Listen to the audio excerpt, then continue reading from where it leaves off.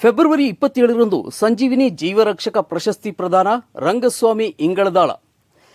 ಈ ತಿಂಗಳ 27ರಂದು ಸಂಜೀವಿನಿ ಜೀವರಕ್ಷಕ ಟ್ರಸ್ಟ್ ವತಿಯಿಂದ ತುರ್ತು ಪರಿಸ್ಥಿತಿಗಳಲ್ಲಿ ಸಾಮಾನ್ಯ ಜನರ ನೆರವಿಗೆ ನಿಂತ ರಾಜ್ಯದ ಕಾರ್ಮಿಕ ಸಚಿವ ಸಂತೋಷ್ ಲಾಡ್ ಅವರ ಹುಟ್ಟುಹಬ್ಬದ ಅಂಗವಾಗಿ ಇಂದು ಅವರಿಗೆ ಗೌರವಪೂರ್ವಕವಾಗಿ ಅಭಿನಂದಿಸಲು ಸಂಜೀವಿನಿ ಜೀವನ ಟ್ರಸ್ಟ್ ವತಿಯಿಂದ ನೀಡಲ್ಪಡುವ ಸಂಜೀವಿನಿ ಜೀವರಕ್ಷಕ ಪ್ರಶಸ್ತಿ ಪ್ರದಾನ ಸಮಾರಂಭ ಹಾಗೂ ಆಪತ್ ರಕ್ಷಕ ದಿನಾಚರಣೆ ಆಯೋಜನೆ ಕಾರ್ಯಕ್ರಮ ಹಮ್ಮಿಕೊಳ್ಳಲಾಗಿದೆ. ಹೀಗೆಂದು ಟ್ರಸ್ಟ್ ಸಂಸ್ಥಾಪಕ ಅಧ್ಯಕ್ಷ ರಂಗಸ್ವಾಮಿ ಡಿ.ಇ. ದಾಳ್ ತಿಳಿಸಿದರು.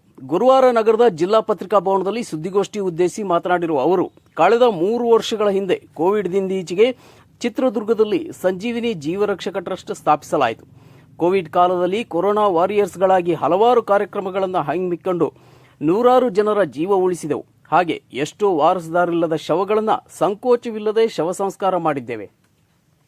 2 ವರ್ಷಗಳಿಂದ ರಾಜ್ಯ ಮಟ್ಟದ ಕಾರ್ಯಕ್ರಮ ಆಯೋಜಿಸಿದ್ದೇವೆ. ಈ ವರ್ಷ ದಾವಣಗೆರೆ ಅಥವಾ ಕೊಪ್ಪಳದಲ್ಲಿ ಆಯೋಜಿಸಲು ತೀರ್ಮಾನಿಸಲಾಗಿದೆ ಎಂದರು. ಈ ವರ್ಷದ ರಾಜ್ಯದ ಬೀದರ್, ವಿಜಯಪುರ, ರಾಯಚೂರು, ಕೊಪ್ಪಳ, ವಿಜಯನಗರ, ಬಳ್ಳಾರಿ, ಚಿತ್ರದುರ್ಗ, ಹುಬ್ಬಳ್ಳಿ, ದಾವಣಗೆರೆ ಸೇರಿದಂತೆ ಹೀಗೆ ರಾಜ್ಯದ ಒಟ್ಟು 15 ಜಿಲ್ಲೆಗಳಲ್ಲಿ 27ರಂದು ಏಕಕಾಲಕ್ಕೆ ಈ ಕಾರ್ಯಕ್ರಮ ಆಯೋಜಿಸಲಾಗುತ್ತದೆ ಎಂದು ರಂಗಸ್ವಾಮಿ ವಿವರಿಸಿದರು. ಅವ್ರನ್ನ ಆಯ್ಕೆ ಮಾಡೋದ್ರಿಂದ ನಾವು ಅವರಿಗೆ ಗೌರವಪೂರ್ವಕವಾಗಿ ಅವ್ರು ಹುಟ್ಟಿದ ಹಬ್ಬದ ದಿನದಿಂದ ನಮ್ಮ ಸಂಘಟನೆಯನ್ನು ಚಾಲನೆ ಮಾಡ್ತೀವಿ. ರಾಜ್ಯಾದ್ಯಂತ ಹೋಗಿ ನಮ್ಮ ಏನು ಜಿಲ್ಲಾ ಸಂಘಟನೆಗಳಿದಾವೋ ಅವ್ರಿಗೆ ಹೋಗಿ ತಿಳಿಸಿ ಅವ್ರನ್ನ ನಾವು ರಾಜ್ಯ ಮಟ್ಟದ ಕಾರ್ಯಕ್ರಮಕ್ಕೆ ಬರೋ ಹಾಗೆ ಮಾಡ್ತೀವಿ ಸರ್. ಆಮೇಲೆ ಸಂತೋಷ್ ಲಾಡ್ ಸಾಹೇಬ್ರ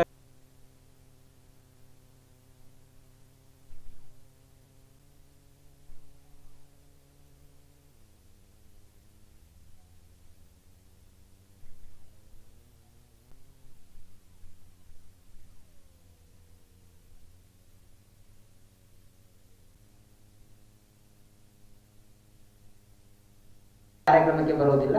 ಇದು ಜಿಲ್ಲಾ ಮಟ್ಟದ ಕಾರ್ಯಕ್ರಮ ಇದ್ರೆ ನಮ್ಮ ಒಂದು ಜಿಲ್ಲಾ ಅಧ್ಯಕ್ಷರ ನೇತೃತ್ವದಲ್ಲಿ ಈ ಒಂದು ಕಾರ್ಯಕ್ರಮ ನಡೆಯುತ್ತೆ.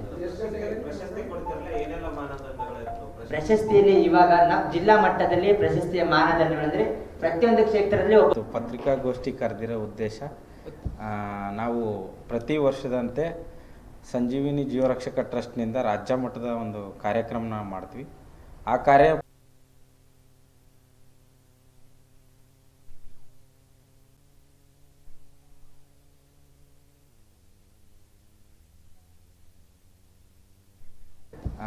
ನಾವು ಪ್ರತಿ ವರ್ಷದಂತೆ ಸಂಜೀವಿನಿ ಜೀವರಕ್ಷಕ ಟ್ರಸ್ಟ್ನಿಂದ ರಾಜ್ಯ ಮಟ್ಟದ ಒಂದು ಕಾರ್ಯಕ್ರಮನ ಮಾಡ್ತೀವಿ.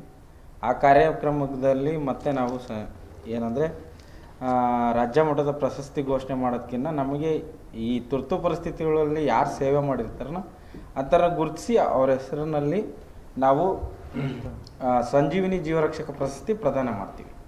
ಆ ಉದ್ದೇಶದಿಂದ ನಾವು ಈ ಬಾರಿ ಸಂತೋಷ್ ಲಾಡ್ ಸರ್ ಹುಟ್ಟಿದ ಹಬ್ಬದ ಪ್ರಯುಕ್ತ ನಾವು ಅಪತ್ರಕ್ಷಕ ದಿನಾಚರಣೆಯಾಗಿ ಆಚರಣೆ ಮಾಡ್ತೀವಿ ಸರ್.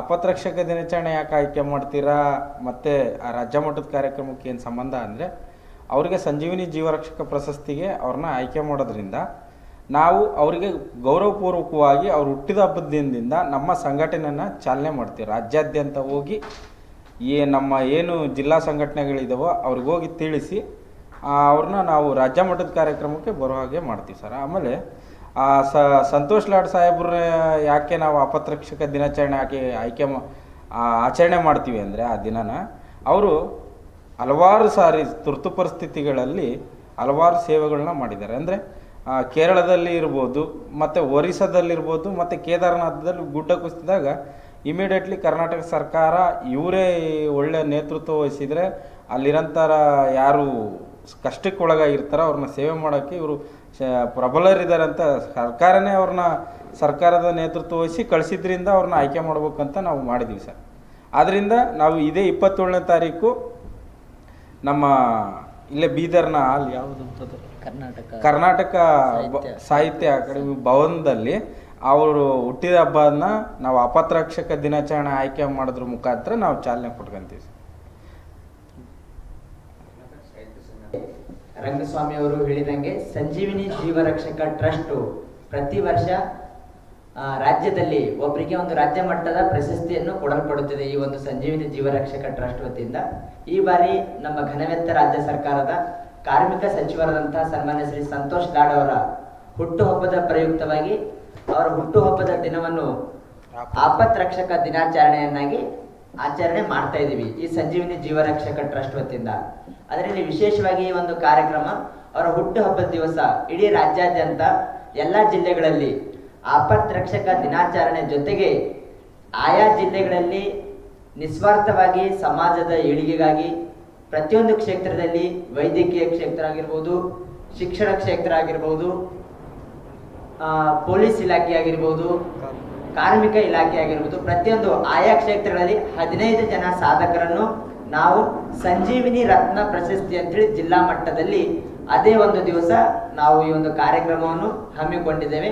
ವಿಶೇಷವಾಗಿ ಸಂತೋಷ್ ಲಾಡ್ ಅವರು ಕಾರ್ಮಿಕರ ಬಗ್ಗೆ ಇರ್ತಕ್ಕಂಥ ಅವರ ಕಾಳಜಿ ಆಗಿರ್ಬೋದು, ಈ ನಾಡಿನ ಜನತೆ ಬಗ್ಗೆ ಇರ್ತಕ್ಕಂಥ ಕಾಳಜಿ ಆಗಿರ್ಬೋದು, ವಿಶೇಷವಾಗಿ ತುರ್ತು ಪರಿಸ್ಥಿತಿಗಳಲ್ಲಿ ಯಾವುದಾದ್ರೂ ಒಂದು ಸಮಸ್ಯೆಗಳು ಇಡೀ ದೇಶದಲ್ಲಿ ವಿವಿಧ ರಾಜ್ಯಗಳಲ್ಲಿ ಬಂದಂಥ ತುರ್ತು ಪರಿಸ್ಥಿತಿಗಳಲ್ಲಿ ಅಲ್ಲಿ ನಮ್ಮ ರಾಜ್ಯದ ಪ್ರತಿನಿಧಿಯಾಗಿ ಅವನು ನಮ್ಮ ಕನ್ನಡದ ಜನತೆ ಆಗಿರ್ಬೋದು ಅಥವಾ ಆ ಒಂದು ರಾಜ್ಯದ ಜನತೆಯ ರಕ್ಷಣೆಗಾಗಿ ನಿಂತಂಥವರು ಸಂತೋಷ್ ಲಾಡ್ ಅವರು. ಅದರ ಪ್ರಯುಕ್ತವಾಗಿ ಅವರಿಗೆ ಸಂಜೀವಿನಿ ಜೀವರಕ್ಷಕ ಟ್ರಸ್ಟ್ ವತಿಯಿಂದ ಅವರಿಗೆ ರಾಜ್ಯ ಮಟ್ಟದ ಪ್ರಶಸ್ತಿಯನ್ನು ಈಗಾಗಲೇ ಘೋಷಣೆಯನ್ನು ಮಾಡಲಾಗಿದೆ. ಅದರ ಪ್ರಯುಕ್ತವಾಗಿಯೇ ನಾವು ಜಿಲ್ಲೆಯಲ್ಲಿ ಮುಂದೆ ಬರ್ತಕ್ಕಂಥ ದಿನಗಳಲ್ಲಿ 15 ಜನರನ್ನು ಆಯ್ಕೆ ಮಾಡಿ ದಿನಾಂಕ 27ರಂದು ಗುರುವಾರ ದಿವಸ ಕರ್ನಾಟಕ ಸಾಹಿತ್ಯ ಭವನ ಅಂಬೇಡ್ಕರ್ ವೃತ್ತದ ಹತ್ತಿರ ನಾವು ಈ ಒಂದು ಸಮಾವೇಶವನ್ನು ಮಾಡ್ತಾ ಇದ್ದೀವಿ. ಒಂದು ಸಮಾವೇಶಕ್ಕೆ ನಮ್ಮ ನಾಡಿನ ಹೆಸರಾಂತ ಕವಿಗಳು, ಸಾಹಿತಿಗಳು, ಸಮಾಜ ಸೇವಕರು ಈ ಒಂದು ಕಾರ್ಯಕ್ರಮದಲ್ಲಿ ಭಾಗವಹಿಸ್ತಾರೆ. ವಿಶೇಷವಾಗಿ ಇಡೀ ಜಿಲ್ಲಾದ್ಯಂತ ಆಯಾ ತಾಲೂಕುಗಳಿಂದ ಯಾರು ಸಮಾಜದ ಹಿತಕ್ಕಾಗಿ, ಸಮಾಜದ ಸೇವೆಗಾಗಿ, ಈ ನಾಡ ನುಡಿಯ ರಕ್ಷಣೆಗಾಗಿ, ನಮ್ಮ ಜಿಲ್ಲೆಯಲ್ಲಿ ಶಿಕ್ಷಣ ಕ್ಷೇತ್ರದಲ್ಲಿ ಯಾರು ಅತ್ಯುನ್ನತವನ್ನಾಗಿ ಸೇವೆ ಸಲ್ಲಿಸ್ತಾ ಇದ್ದಾರೆ ಅಂಥವರಿಗೆ ನಾವು ಸಂಜೀವಿನಿ ರತ್ನ ಪ್ರಶಸ್ತಿಯನ್ನು ಕೊಡ್ತಾ ಇದ್ದೀವಿ. ಅದಕ್ಕಾಗಿ ನಾನು ಈ ಒಂದು ಮಾಧ್ಯಮ ಗೋಷ್ಠಿ ಮೂಲಕ ವಿನಂತಿ ಏನು ಮಾಡ್ಕೊಳ್ತಾ ಇದ್ದೀನಿ ಅಂದರೆ, ಸಂಜೀವಿನಿ ರತ್ನ ಪ್ರಶಸ್ತಿಗೆ ನಾವು ಈಗಾಗಲೇ ಒಂದು ಫಾರ್ಮೇಟನ್ನು ಇವತ್ತು ಪತ್ರಿಕಾಗೋಷ್ಠಿಯಲ್ಲಿ ನಾವು ಬಿಡುಗಡೆ ಮಾಡ್ತೀವಿ.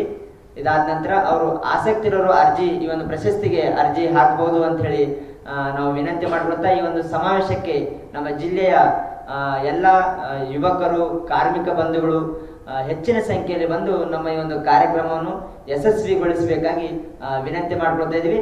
ಹಾಗೂ ಅದೇ ರೀತಿಯಾಗಿ ಅಂದು ದಿನಾಂಕ 27ರಂದು ಈ ಒಂದು ಸಂಜೀವಿನಿ ಜೀವರಕ್ಷಕ ಟ್ರಸ್ಟ್ನ ಜಿಲ್ಲಾ ಒಂದು ಪದಾಧಿಕಾರಿಗಳ ಪದಗ್ರಹಣ ಸಮಾರಂಭ ಕೂಡ ಅಂದೇ ನಡೆಯುತ್ತೆ ಅಂತಕ್ಕಂಥ. ಈ ಸಂದರ್ಭದಲ್ಲಿ ಸಂಜೀವಿನಿ ಜೀವರಕ್ಷಕ ಟ್ರಸ್ಟ್ ರಾಜ್ಯ ಸಂಘಟನಾ ಕಾರ್ಯದರ್ಶಿ ಶಶಿಧರ್ ಸಿ ಬತ್ತನಾಯಕನಹಟ್ಟಿ, ಟ್ರಸ್ಟ್ ಪ್ರಮುಖರಾದ ಜಾನ್ಸನ್ ಗೋಡೆ, ಸಚಿನ್ ಗಿರಿ, ಸುನಿಲ್ ಮಿತ್ರಾ, ಆನಂದ್ ಕಾಂಬ್ಳೆ, ಪ್ರಕಾಶ್ ಕಾಂಬ್ಳೆ, ಉತ್ತಮ್ ಗಾಯಕ್ವಾಡ್ ಹಾಗೂ ಇತರರು ಪತ್ರಿಕಾಗೋಷ್ಠಿಯಲ್ಲಿದ್ದರು. ರೋಹನ್ ಮನೋಹರ್, C9 ಕನ್ನಡ, ಬೀದರ್.